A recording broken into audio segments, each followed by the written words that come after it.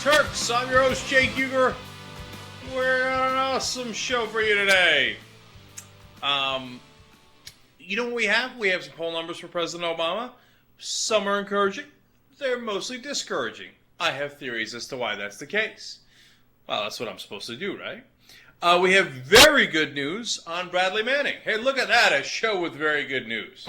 Furthermore, here's a story you don't want to miss. John Boehner on Cinco de Mayo. Okay, I'm going to leave it right there. We're going to come back to it. We're going to have a lot of fun, okay? Now, having said that, let's get started on what I think is the most critical issue. Now, it's critical to you and I. It's critical to what's happening behind the scenes in Washington. Not a lot of people are talking about it in terms of what's happening behind the scenes because, in my estimation, they don't understand its importance. So, let me tell you what it is so that you guys are ahead of everybody else. That's what we try to do. We try to help a brother out on this show. So, first of all, the budget negotiations apparently have gotten off to a rocky start. Both sides were supposed to send 8 folks over. The Republicans decided that they were going to send only 2 people. Now, when I saw the headline and it said White House deficit talks coming apart at the seams, I was actually a little encouraged, to be honest with you, because I was like, oh, good. Maybe the Democrats are getting tougher with the Republicans, and that's a good thing, and maybe that's what's hurting the negotiations, and the Republicans are like, oh, man, you're killing us, don't do it, right? No, of course not. It's the Republicans who threw the monkey wrench into the discussions immediately. In fact, the 2 guys they're sending are their 2 political hitmen, Eric Cantor and John Kyle. So that's basically their way of saying, piss off. They're like, we will come with talking points. We will not have any negotiations because the president has hurt our feelings with his earlier speech, and we believe this is all political, and we demand huge concessions before we even start talking. Of course! Okay, that's to be expected. Second of all, the Democrats are like, oh yeah? Then we'll only send 4 representatives.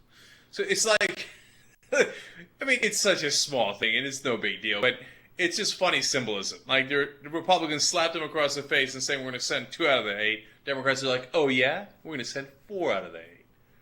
Like, no, you don't bring a knife to a gunfight, but they do. They on purpose. They're like, oh, you're bringing a gun? I'll bring my butter knife. Watch out, right? Okay, all right, so fine, they sent 4 guys. So all this is okay, we're having fun. But then a Democratic aide had some comments on it, a senior Democratic aide apparently, talking to Huffington Post, and that's what I found to be the most interesting. He or she said that Pelosi's picks for the meeting, which were Van Hollen and Clyburn, also fairly political guys, right, made the meetings look, quote, silly. That's interesting, but wait a minute. The Republicans started this nonsense, and they didn't care to have these meetings at all. They sent a couple of hatchet men up there. Why did the Democrats make them look silly? Remember, this is a Democratic aide, not a Republican aide, as usual. And that aide continued to say that the picks for this task force all reflect a lack of seriousness. And that's what drives me crazy. You guys are on the same team, theoretically. But here's a Democratic aide who is part of why this story exists in the first place, feeding to a reporter anonymously that they are very disappointed with the Democratic selection when the Republicans didn't even try. All right, so if the Democrats want to be more serious, they will send up real budget cutters. This is unacceptable. Okay, so now then there's a similarly silly story about the president's speech last Wednesday. This is the nuts and bolts of Washington, right? Some people were mad that President Obama gave a speech that caught the legislators by surprise. They apparently did not get enough ample warning, et cetera, et cetera. They feel very butthurt over that. Okay, great. And so there's, this is all wrong. Who cares, right? In my opinion. Well, you didn't know the plan. And by the way, the Democrats are complaining. And sometimes some of those are progressive. Don't get me wrong, okay? But I think, okay, you didn't know the president's plan. If you'd known, you could have planned a little better. Well, you know it now. So here's your glass of shut-up juice. Let's move on, okay?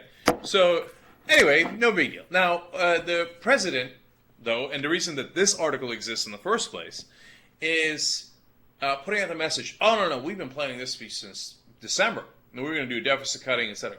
Now, I totally believe them. I think that they were. But why are they putting that out now to the press? It's because they want to let the press know we weren't just reacting to Ryan's plan. No, because that's apparently the buzz in Washington. Oh, the president just panicked and put together a plan to react to Ryan's plan. Okay, here's my point. Why does the White House care about any of this? Who cares what a bunch of guys in D.C. think? Oh, are you responding to Ryan's plan, or are you showing leadership, or this or that? Who cares? Look, here's what's going to determine 90% of the election. Whether you have created more jobs. This patty cake nonsense in D.C. is irrelevant. But what did the Democratic congressman think of me? Oh my God, what did the Republican congressman think? Did they think I was reacting? What did Washington media? Who cares? Who's going to vote in November of 2012 based on whether they thought the White House's speech should have come before or after Ryan's proposal? How can they possibly think that's relevant? But the reason I bring you this point, when you think, like, why are you telling me two stories that appear to be irrelevant according to my analysis, right? It's because to give you a window into how the White House is thinking. This is the nonsense stuff that they're worried about. And when you get to the larger issue, right now the White House is doing a tour throughout the country talking about how, we're going to cut the deficit and I got a better reduction plan. What are you doing? What are you doing? Right now, your polls are in the tank because people are worried you're not creating jobs and gas prices are too high. And they're worried about inflation and they're worried about the state of the economy. And it's the president's acting like, oh, we already got that covered. Check. Economy, good shape. Now let's focus on deficit reduction. Why? When you ask polls, what do you care most about? Overwhelmingly, people say jobs. And after all of the tremendous propaganda by the Republican Party and aided and abetted by the Democratic Party and the entire media, deficit reduction comes in second, but a distant second. People are like, I don't know, everybody's talking about deficit reduction. I guess I care about that too, but damn it, I need a job, dude. Right? So the president is doing a whole tour, not on jobs, but on on how much he's going to cut the deficit. Is it going to be as much as the Republicans or not as much as the Republicans? Totally misguided, if you ask me. And I'm going to give you the poll numbers in a second, and I think back it up. Two quick last points on this article that I think is very important. Okay, one is that people were concerned about President Obama's speech. What would be in it? Like, how is he going to get specific about how he's going to cut Medicare or not? Democrats didn't want him to get specific because then he would be tied to whatever he announced. And, the president can't wait to do preemptive sessions. Luckily, they won on that count, and the president kept it vague. Oh, thank God. All right. Trust me, that's a really good thing, okay? Second of all, they wanted him to be a little bit more vague on tax cuts to spending cuts. Unfortunately, he wasn't. So what he laid out was 3 times as many spending cuts as tax cuts. As tax increases in that speech, right? And I told you that I was significantly worried about that after we saw the speech. Because look at that framing. This is the president's proposal. This isn't a compromise. This is with the Republicans, etc. The Democratic president proposes to do 3 times as many spending cuts as he does tax increases.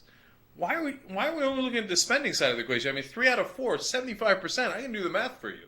That's a terrible place to wind up in, if you ask me. It should be 50-50 at worst. But it's an awful place to start your negotiations, as usual with the president. But it gets worse. So, towards the end of the article, and again, this one's also from Huffington Post, I believe. Yes, it is.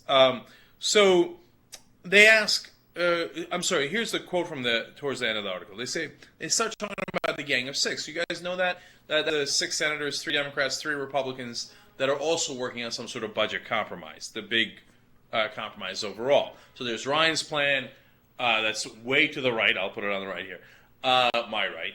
And then there is the Deficit Commission plan, which is also massively to the right, but a little left of Ryan's plan. And then there's the president's plan, which is also to the right, as I just explained, but a little. And then there's the Gang of Six, and they're pretty much near the Fiscal Deficit Commission. That's the Bowles-Simpson Commission, which, by the way, one of our listeners pointed out, great point, did not come to a bipartisan conclusion. They keep referring to it as the bipartisan commission. Yeah, it was a bipartisan commission, but in the end, they didn't put out a bipartisan report. Simpson and Bowles got fed up, and they're like, oh, this is our report. Here it is. So it's not really from the commission, which is a good point. Anyway, so where's the Gang of Six going to wind up, and where does that lead us into where we're eventually going to wind up with this so-called compromise? Well, here's the relevant lines there. Should the president end up complimenting or even embracing their approach, the Gang of Six approach, the worry goes no progressive counterpoint to Ryan's proposal will emerge. Instead, the distance between the Gang of Six and the Republican alternative will become the compromise. Okay, again, let me just break that down for you so you get a sense of how disastrous this is. The Progressive Caucus put together a budget plan, so there is one. But all of Washington has completely and utterly ignored it. They're like, progressives, as if they have a progressive president and a progressive Senate. Totally ignored, rejected, out of hand. So now they're gone, right? So the president's plan, which, as I just explained to you, is 75% conservative, is the outer left margin, okay? My plan, which is insanity, is the outer right margin. Now, what they're going to do is they're going to put the Gang of Six somewhere in the middle. So the Gang of Six is going to go to the right of the president's plan, so more than 75% conservative. Then they will begin the negotiations with the Republicans. But wait a minute. The Gang of Six is 3 Republicans, 3 Democrats. That should be the end of the negotiations. Nope. Then the Democrats will take what is an enormously conservative position as their left flank and then compromise again with the Republicans that are massively to their right flank. So when I express skepticism as to where all these budget negotiations are going, understand where it's coming from. It's coming from the facts. It's not like I have a grudge against Dick Durbin or President Obama or any of these guys. I'm just telling you what I read, right? And the reporting is all very similar. Dana Milbank had a similar report we had on the MSNBC program, etc. So in the middle of a situation where we should be talking about jobs and how to create jobs, instead, we are talking about a massively conservative budget plan that is being crafted right now in Washington that will do draconian spending cuts that can only hurt the economy and that could only cost us further jobs. What planet are the Democrats on? And how badly do they want to lose? Right now, as I've said a million times, they have a golden opportunity. The Republicans' plan is insanity. Nobody's in favor of it. In fact, I got new polls on that now. Look, let me go to the polls right now because it's instructive to what we were discussing. I want to come back to Dick Durbin because his proposals on Social Security are possibly devastating. Okay, so when you ask Americans, what do you think of the positions on certain issues like taxes and Medicare, etc., it is obvious that the American people are overwhelmingly progressive. By a 2-to-1 margin, they support raising taxes on people making over $250,000. That is the progressive position. 64% are in favor, only 33% are opposed. When you break it down, the numbers are even more surprising in some ways. 83% of Democrats support it, that's not surprising. 63% of independents support it, that's not surprising. 43% of Republicans also agree. 43%. That's nearly half of the Republicans saying, oh yeah, taxes on people making over $250,000, that obviously needs to be raised. And yet, we're not there yet, okay? But look, now the president did argue for that in his speech last week. And by the way, you know what happened? The numbers moved. It's amazing what happens when you make your case. According to this McClatchy poll, support for higher taxes rose by 5 points after Obama made his speech. And opposition to those higher taxes dropped by 6 points. So that's an 11-point swing based on one speech alone. Imagine how effective the president could be if he actually made his case over and over again, right, and insisted on it. So that's very good news for the country. And now when you come to Medicare, okay, and Medicaid, the numbers are even starker. Voters oppose cutting those programs, Medicare and Medicaid. 80% to 18%. So, hell no, you can't cut it. No way, right? So, now when you go to the president's approval numbers, though, they're shockingly low. 44% of voters approve of Obama's job performance in that same poll. 49% disapprove. 44 to 49, he's unpopular. When Washington Post has a poll, same exact thing. A little bit better number for the president, but not much. 47% approving and more disapproving. Half of Americans disapproving, 47 to 50. So, again, the president's not winning on that. So, there's a disconnect here, right? The country is very progressive when you ask them the issues, but yet we have a Democratic president who's not doing that well.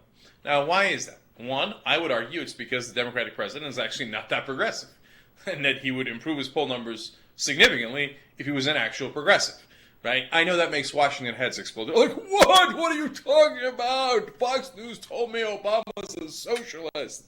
I'm crazy, right?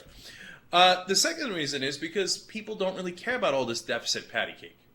Okay, what they care about is jobs. And in fact, when you ask them, how's the president doing in the economy? 57% disapprove. They think he's doing poorly. That's not because he's not doing enough spending cuts, etc. It's because there isn't enough jobs and gas prices are high. Hello, Mr. President.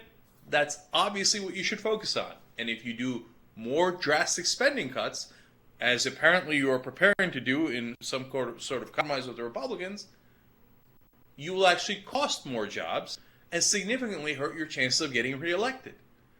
As I asked the president over and over, why on God's green earth would you do that? So what would be my proposal?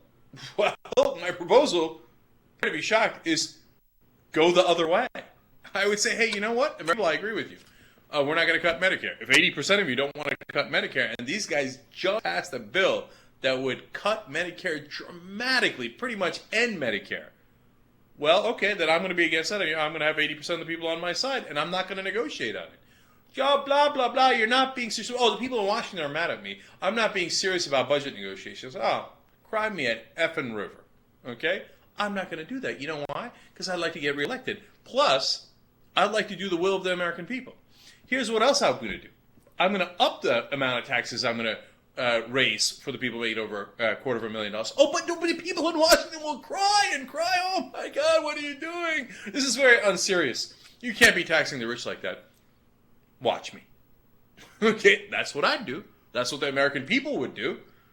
If you care about getting reelected and doing the will of the people in this democracy, why wouldn't you do that? Instead, our president is not, I'm telling you right now, based on what I'm reading, and you're going to see later that I'm right, as you've seen throughout the years when talking about this issue.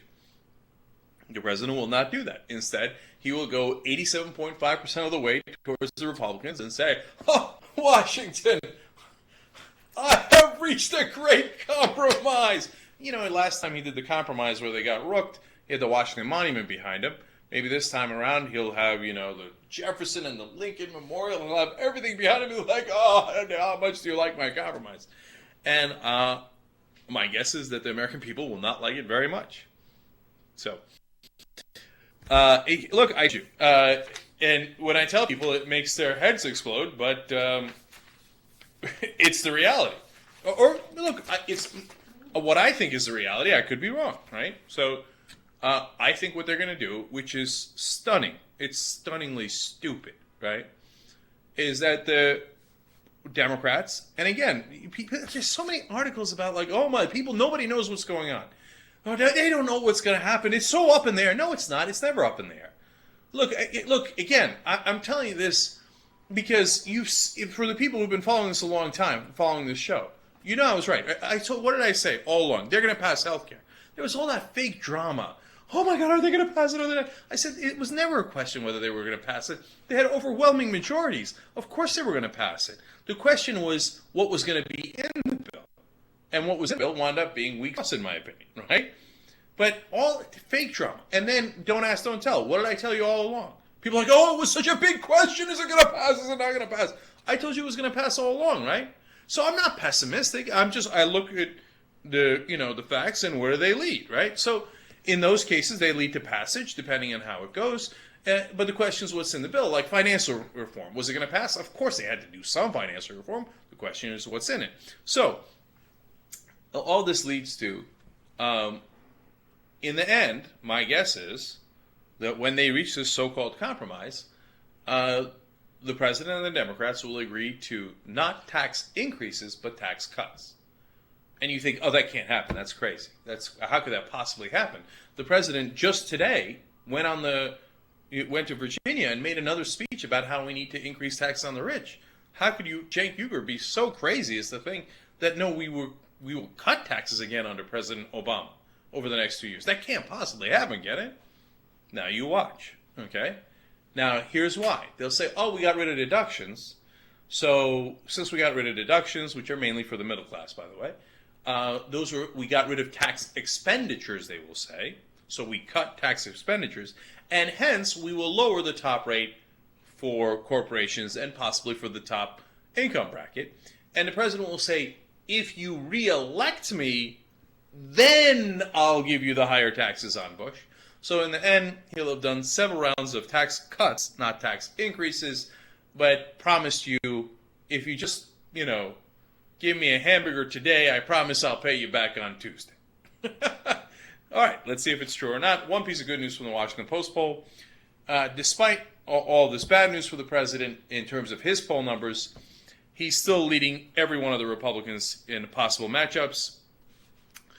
He's trailing, Romney and Huckabee are trailing him by 4 to 6 points respectively. Everybody else is losing to him by double digits. What's the answer for that? And this is the Washington Post poll. McClatchy poll has the answer.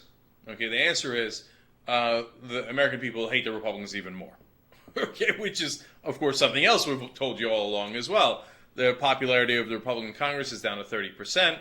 And when you ask about these specific Republican candidates, nobody can stand them. So, and as I've told you all along, President Obama's greatest friend is his enemies. His enemies are so ridiculous and kooky and absurd that it's hard to lose to them. He might still pull it off, though. And by the way, just if you care, I have an early prediction. All right, so JR, let's cue it up. My prediction at this early juncture is that it is a two-man race, Mitt Romney and Mike Huckabee. And I don't know which of those two will win. I think the rest of the candidates are irrelevant. You know my strong feelings about Tim Pawlenty. I'm just incredibly amused that Washington takes him seriously when he usually receives negative 3% in the polling. Same with Haley Barbour. It's a joke. Newt Gingrich is the most unlikable person in the country. Sarah Palin's not really running. Trump is a clown of all clowns. He's going to drop out fairly soon. He's not really running anyway. Okay, so I'm on the record, right? And I think in the end, it'll be Romney and Huckabee, and it might even be an Obama-Clinton type of real significant primary that goes on for quite some time, a real battle royale, okay? And now Huckabee might not even get in the race, in which case I think Romney might walk away with it, right? But if he does, it becomes real interesting. For a second, let's assume that Huckabee wins the primaries, okay, which I really think is entirely possible. When he goes up against President Bush, I'm sorry, that was a funny Freudian slip, President Obama, okay, in the general election, he could do a whoopsie-doopsie because he's a populist, right? Now, we think he's a fake populist, but a populist nonetheless. He comes in and he goes, President Obama, what are you talking about? I'm going to raise tax on the rich.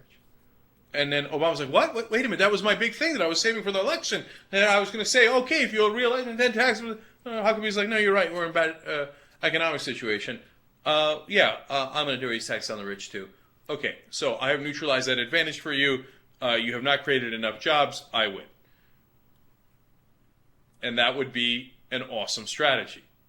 And then all of a sudden, disaster. We have a Republican president.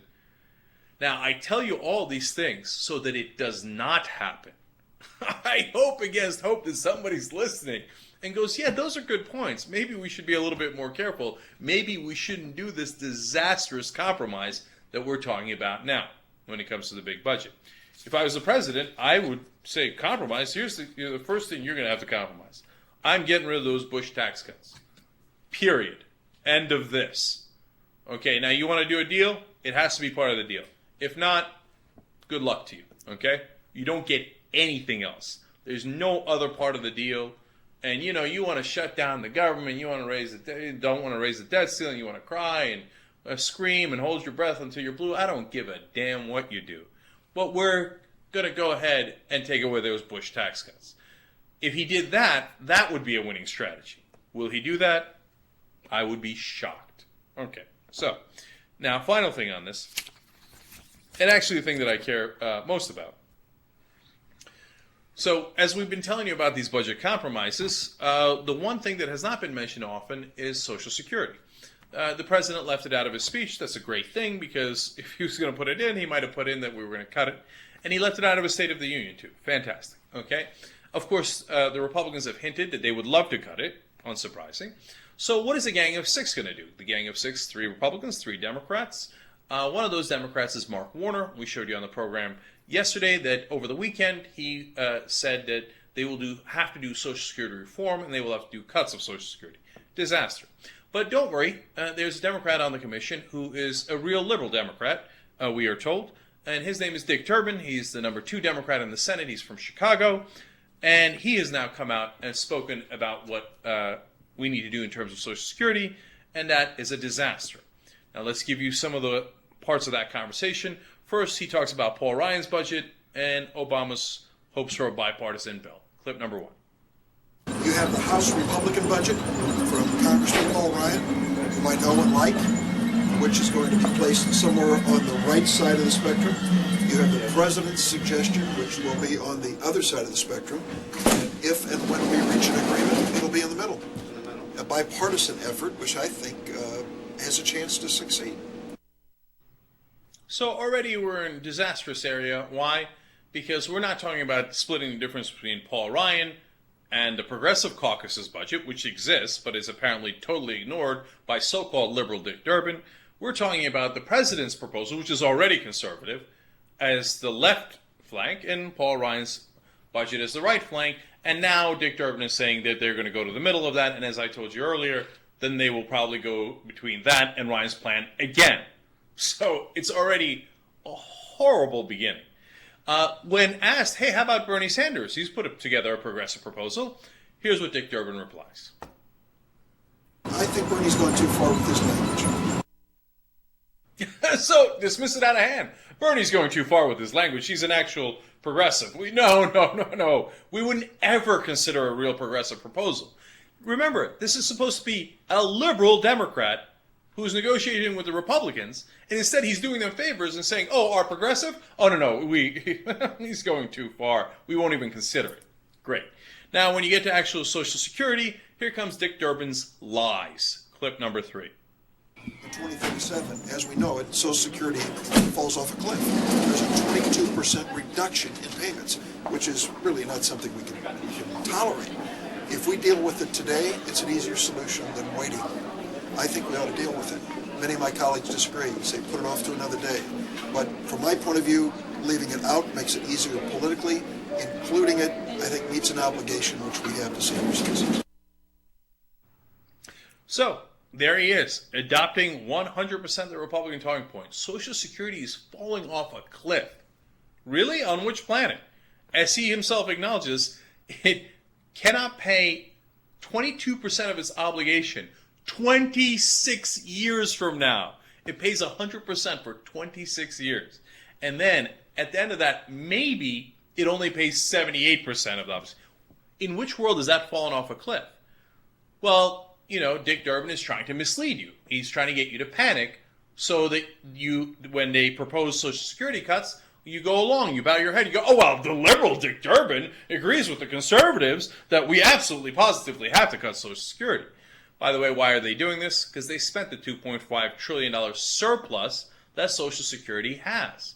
And now they don't want to pay you back. They got to pay back other people, their other creditors, China, Saudi Arabia, etc. Well, when it comes paying back the surplus you put in through all those years, well, they don't want to do it. So this is why I'm telling you, don't trust the Democrats.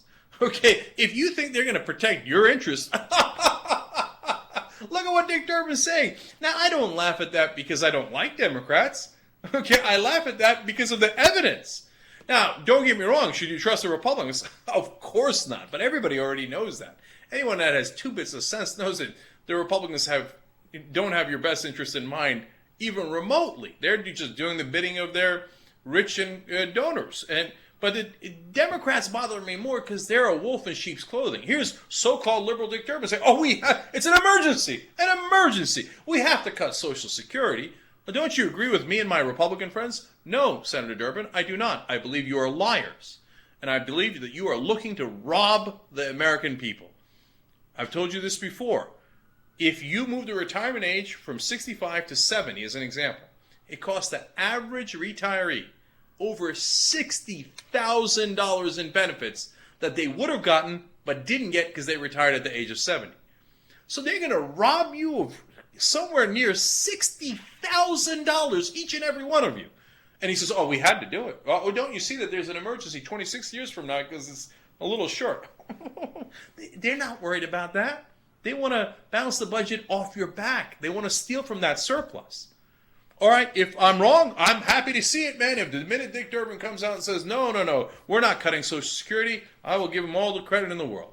But that's not what he's going to say. That's why he's saying this right now.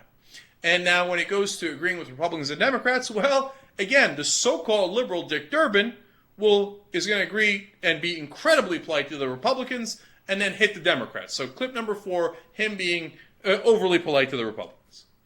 You said you like Paul Ryan. I don't hear a lot of Democrats saying that these days. I do. I respect him. And we served on the commission together. And during that time, I really came to understand that he's very bright, very hardworking, and very thoughtful about his point of view. I disagree with his point of view, and I think I certainly would have done things a lot differently, but I respect him. And I think that is a good starting point for a political solution. Respect for both sides. Respect for both sides. Ryan started his proposal, his first sentence, by saying, the president has failed, and so we will lead. So what happened to respect? Those guys don't respect you at all. They did press conference after press conference saying Democrats have failed. The president has failed. They won't lead. They don't understand the deficit problem. They're ruining the country. What happened to respect? All of a sudden, when you turn to the Democrats, they're like, patty cake, patty cake. Is that how you play patty cake? I don't know. But Durbin's like, Ryan, I respect him so much. What a wonderful starting point. Well, does he have the same kind of respect for Democrats? Well, that's an interesting question, because apparently he thinks, no, they got to deal with massive cuts and they better shut up about it. Clip number 5. Most people in your party, elected officials here, really get it, though. I mean, you've been dealing with these issues. You've sat through the whole debt commission. But is the urgency of this message of dealing with this deficit really gotten through to everybody in the Democratic Party? I think it's getting through. And you'd be surprised. Many of my friends on the left, they are my friends. These are my roots politically, are going through the stages of grief, denial, anger, frustration, sadness, resignation. They're going through those stages because they understand borrowing 40 cents for every dollar you spend, whether it's for a missile or food stamps, is just unsustainable. But you got to do something. I like the war going on in the background, by the way. Anyway, so, by the way, ABC News, wonderful job of framing it just exactly as the Republicans would, and Durbin, of course, complies. Did anyone think he sounded like a Democrat there? He talked about how the Democrats are in denial, and that his friends on the left, which were his political roots, have to come to a realization that we are overspending and that the budget and the deficit is a huge problem, and that we're going to have to cut that spending, and the Democrats are just going to have to deal with it. This guy's considered a liberal Democrat in Washington. You get a sense of what a joke Washington, D.C. is? How little they care about what you think? They're all corporatists, man. They got no interest in you. The media, the Republicans, and the Democrats, too. This Dick Durbin is a massive and utter joke. And when he puts together that so-called compromise and they try to cut your Social Security, I will be one of the very few people telling you they're stealing your money. Everybody else will say, how brave and serious and bold and what a wonderful proposal it is. Yes, let's go ahead and rob the American people. It'll be fantastic. Everybody will agree in Washington, so it must be the right thing to do. And any Democrat who votes for that If it comes out as Durbin is suggesting, and they do real cuts on Social Security. Look, if they do tweaks, I'm going to be the first one to tell you, no, that was a tweak and it's no problem. They increase the payroll tax, whatever it might be, no problem, okay? And by increasing, I mean right now it's capped at $106,000 of income. They remove that cap a little bit, it goes to $200,000 income, whatever. They do that, God bless, no problems whatsoever. But if they raise the retirement age or they do real cuts to Social Security, and you ever vote for those Democrats again, you ought to have your head examined. And you should, and I'm not saying you vote for the Republicans. You should do, if you care about politics, you should do everything in your effort to make sure that they get primaried and they get ridden out of town. Tarred, feathered, and just, we need to hire that guy from that, epic mountain man to come with his stick and say, get, and run them all out of town. And you're crazy if you don't start a progressive party that is much stronger and much more real than the Tea Party and destroys these Democrats in their primaries. But let's see. Maybe Dick Durbin is bluffing and then he's going to come up with a liberal proposal. That's a good one. And then finally, let me go to David Brooks to give you a sense of, again, how Washington thinks. Now, he's a so-called moderate conservative. Okay, laugh along with me. He writes for the New York Times. And to give you a sense of why what we're about to play you is important, this is the guy that the Obama administration has courted the most. I just recently read an article about how they brought David Brooks over to the White House several times, and that they brag to him, they read his books and his favorite books, and they have tried to make him happy in so many different ways. Why? Oh, why? But this is the guy they're trying to please. Clip number 6. And here I have a question mark. Maybe he does sincerely want to follow through on the cuts that he sort of gestured toward. He gave us headings under which future cuts would fall. But I do think if you look at the program, it essentially excuses seniors and the middle class from any shared sacrifice. And I just don't think we can solve a problem this size excusing seniors and the middle class. But the president and Secretary Geithner on this program that same night said, look, if there's going to be deficit reduction, you're not going to do it without raising taxes. Yeah, and then he drew a line. Right, he's absolutely right about that. He is right. Right. So, but he is absolutely right. But they're simply not. Even if you did it by raising taxes, and this is a very tax-heavy plan, there's simply not enough rich people to pay for the tens of trillions of dollars in unfunded deficits these programs are racking up. And so I think you have to talk about the middle class. You have to talk about seniors. And his program is very careful to not touch those third rails. First of all, the program is very tax heavy. It's 25% taxes, if you believe them, tax increases. 75% is spending cuts. What apparently a quarter is way too tax heavy for David Brooks. But listen to what he's saying. He's saying, no, we have to hit the seniors and we have to hit the middle class because that is the Republican plan. And if you're a Democrat and you agree to that, well, you like to call yourself a Democrat, I suppose, to get elected and to get your donors, etc. But you're not a progressive. You're not even remotely a progressive. A president that's trying to please this guy who wants to hit the seniors and who wants to hit the middle class harder? No interest, man. I got no interest in that. All right. When we come back, we will do some fun stories for you, including John Boehner on Cinco de Mayo. Young Turks.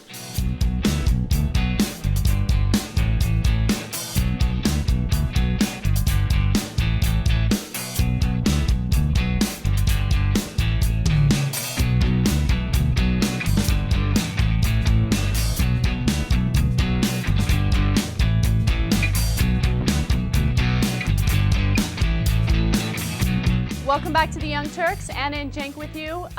If you guys didn't catch TYT University today, you guys need to catch it next week, okay? We're doing it every Tuesday at 2 p.m. Pacific time, 5 p.m. Eastern time. So you guys can catch it live on the Young Turks at that time. If you are unable to catch it live, all you have to do is go to our YouTube channel. It's youtube.com/TYT University. Again, youtube.com/TYT University. And also, if you're a student, you should be submitting your videos. You go to upload.theyoungturks.com upload a video of 5 minutes or less. It's very simple. There's potential disagreements on today's show. Oh yeah, JR and I got into a couple disagreements. Did we? Yeah, we did, kind of.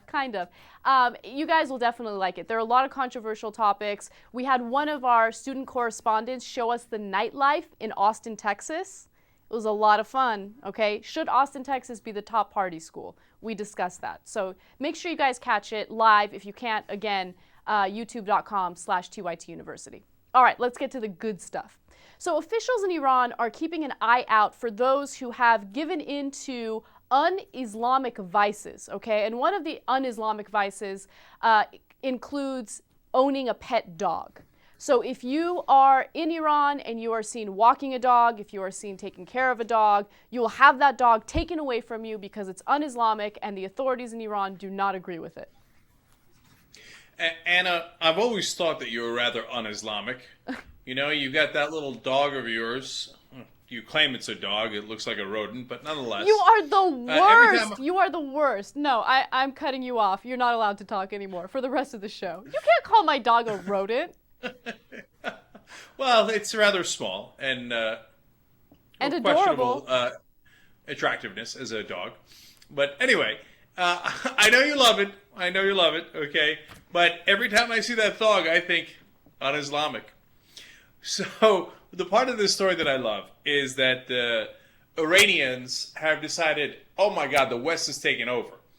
And how do they know? It's because of funny haircuts that the guys are getting. They're getting Apparently mullets. They're getting Western-style haircuts. No, they're getting including mullets, though. They're getting mullets with, like, huge sideburns. And they're like, oh, yeah, the Western people, they got it figured out. We're going to get the mullets with the sideburns. If the one thing we have spread to the rest of the world is mullets, we have done terrible, terrible damage. I don't know why that's the one thing they would want to copy. But the other thing that they got from the movies is, hey, dogs are lovely. They're fun pets. And apparently this was not an issue in Iran before. The clerics didn't have to crack down on it because people really thought, what's the point of dogs? And they you know, that it was frowned upon in Islam, so it just never really developed as a habit for pets. But now that they see it in the movies and the TV shows, they're like, oh my God, I also want to have a cute little dog I can put in my purse like Paris Hilton or Marley and me, and we roll around in the bed, etc. So now there's dogs everywhere all over Iran, which goes to the strength of Western culture. It's amazing. Just instantly takes over. So, of course, the mullahs are like, no! Or the ayatollahs in Iran in that case. We must eliminate the dogs. They're un-Islamic. No, but they don't understand. They're taking away one of the major joys in life, which is owning a dog, okay? I know. JR just like rolled his eyes and made this look like, oh God, like he's disgusted by it. But no. I love how they're so concerned about whether or not people own dogs. First of all, before I even get to the substance of the story, I have to tell you, my dog is the love of my life, and she has... Yeah, beautiful hair. Okay, I was petting her this morning as I was putting the rundown together. She fills my life with love and joy. When it comes to this story, just really, there's huge unemployment rates in your country. People are hungry. There are millions of other things that you can deal with, and you're worried about the un-Islamic vice of owning a dog. I mean, I know, I'm trying to make sense out of these people, and there's no way of doing that. But it just amazes me that that's like one of their priorities right now. Like, we got to crack down on dog owners. And what are they? So, and another thing, they're going to snatch these dogs up and do what? What are you going to do with them? That's another problem. They don't even know. They're just going to snatch dogs up at this point and then figure it out later. You know what's going to happen? They're probably just going to kill the dogs. Okay, Anna. Of course they're going to kill the dogs. Of course they are. What do you think they're going to do with them? Look, as Antoine Dotson would warn you, they're snatching up your dogs. They're climbing in your windows. Okay? Don't let them snatch up your dogs. But what I love is they're lost. They have lost. They can't win based on convincing people. They can't say, oh, you should believe in fundamentalist Islam that the Ayatollahs tell you about, and we tell you not to have dogs, and the movies show you what fun you can have with dogs, and guess who wins? The movies win. Western culture wins. All of a sudden, everybody wants dogs. And the Ayatollahs, since they've lost the so-called intellectual battle because their side makes no frickin' sense, then what do? They go to oppression, of course. That's a telltale sign of a religion that has lost and just wants to win by other means, which is force in this case, where they snatch up your dogs and kill them. Leaving the final question, who's worse, Michael Vick or the Grand Ayatollah of Iran? Well, Michael Vick, he did some terrible things, but he definitely didn't violate my right to own a dog. In Iran, the officials not only want to ruin people's ability to own a dog, but they also want to kill dogs. So it's a double whammy. So they're definitely worse. Besides which, the Grand Ayatollah, he can't throw or run with the ball. So there's no upside there. Okay, so I'm going Michael Vick all the way. You think Michael Vick is worse? No, I'm saying Michael Vick is much better. Oh, I see. He's made the Philadelphia Eagles much more entertaining to watch. And he didn't kill a whole nation of dogs. He only killed the dogs that he had. Yeah, okay. The football references mean nothing to me. But maybe to some people they do. JR shaking his head. No, look, I'm only going to repeat myself here, but I just want to, on the off chance I say something that's, because there's something else floating in my head. I'm trying to find a way to frame it, but I just want to reinforce that you don't win arguments through oppression. Like, if fundamentalist Islam, as interpreted by the Ayatollahs, was right, they wouldn't have to convince people. They wouldn't have to pass a law because people just wouldn't do it. They would say, oh, well, obviously I'm not going to have a dog because that's wrong, right? But they know they're wrong. The Ayatollahs know they're wrong. That's why they have to enforce it through the laws and through killing the dogs, etc. I mean, obviously, to all of us, that's exceedingly obvious. But I think to a lot of people who believe in fundamentalist religion, that isn't obvious. They think, well, if someone disagrees with me, well, obviously I should rule over them, and I should make them follow my laws. And by the way, this also relates to the Queen of England story we did yesterday, where it turns out Kate Middleton can't eat shellfish anymore because she's joining the royal family because they could have gotten poisoned from shellfish back in 1473. Well, the reason that dogs are considered unclean in Islam is because back in the 600s when Muhammad was around, dogs were unclean. And they couldn't possibly be clean, kind of, for the most part. So that's why pigs and dogs were, people were warned about it and then outlawed. That was 1,400 years ago. Wakey, wakey, it's a whole new world. Go see Marley and Me and get over it. Marley and Me. All right, we got to move on to another topic. So we've done numerous stories about the Mexican drug cartels and how they're destroying the country of Mexico. And so far, it seems like officials in the United States are almost apathetic to it. They've maybe talked about it a few times. They haven't passed any type of legislation that would help solve the problem. But now I'm wondering whether or not these news stories that are coming up might change their minds. So it turns out that Mexican drug cartels are operating in at least 1,286 U.S. cities. Not cities in Mexico, U.S. cities. So they're setting up shop in the United States, and it's disastrous, okay? Because you got to keep in mind that the members of these cartels are dangerous, they're ruthless, they're violent, and they're causing all of this commotion in Mexico, but they can do similar things in the United States. They're easily coming past the border, setting up shop in different cities. In fact, they've been found in South Carolina, in Seattle, Anchorage, Minneapolis, and recently, actually back in 2009, one member of the Sinaloa cartel was caught in South Carolina. He's just been sentenced to 20 years in prison. That's why his story is now emerging. But it's making me wonder, is this possibly something that could make politicians in the United States wake up? It's no longer something that's happening in another country. This is something that's happening in our country.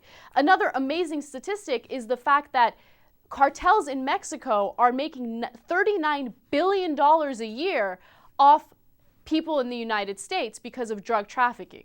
Okay, so they're getting tremendously rich off Americans.